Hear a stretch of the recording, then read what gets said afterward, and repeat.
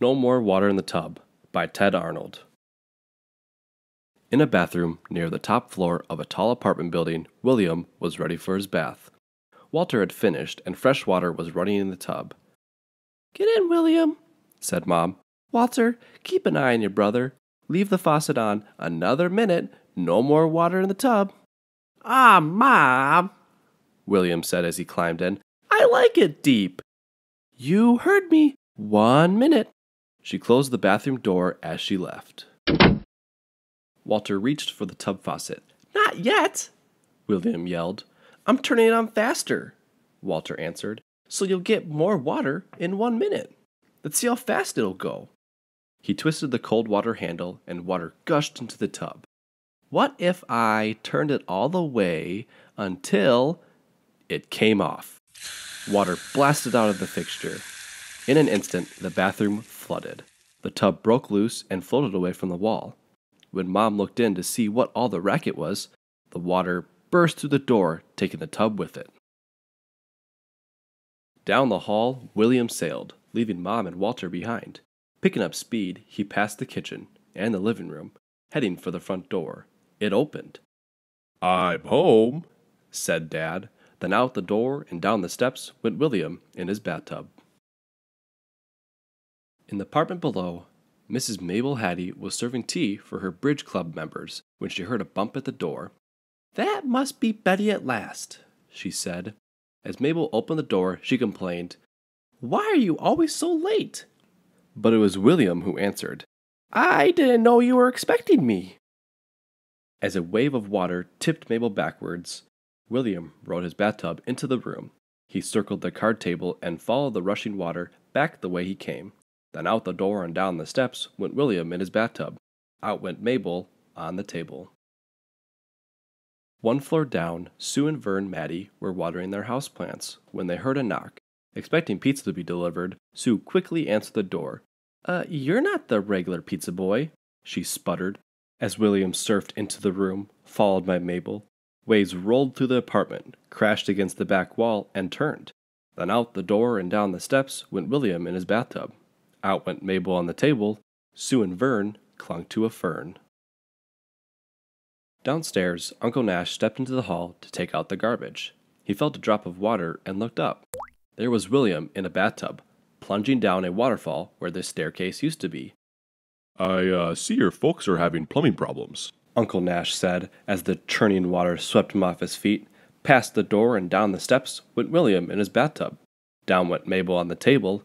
Sue and Vern clung to a fern. Uncle Nash sat in the trash.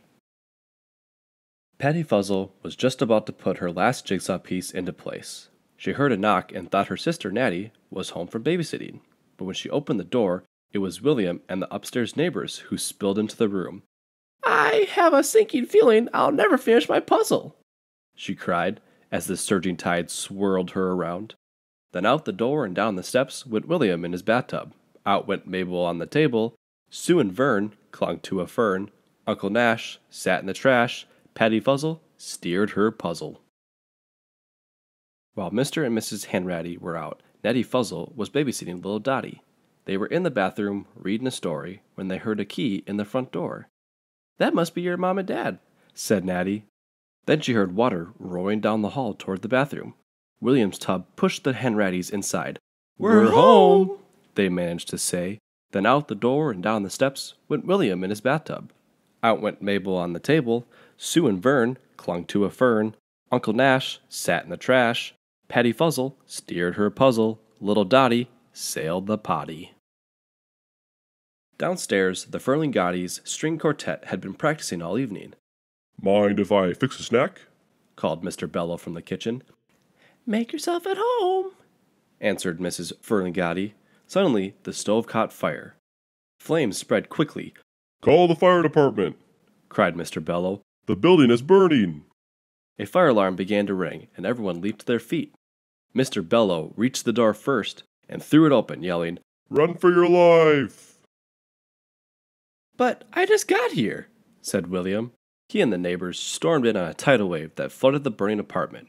Flames hissed, smoke and steam filled the air. Just as quickly as the fire had started, it was gone, and water began draining away. Then out the door and down the steps went William in his bathtub.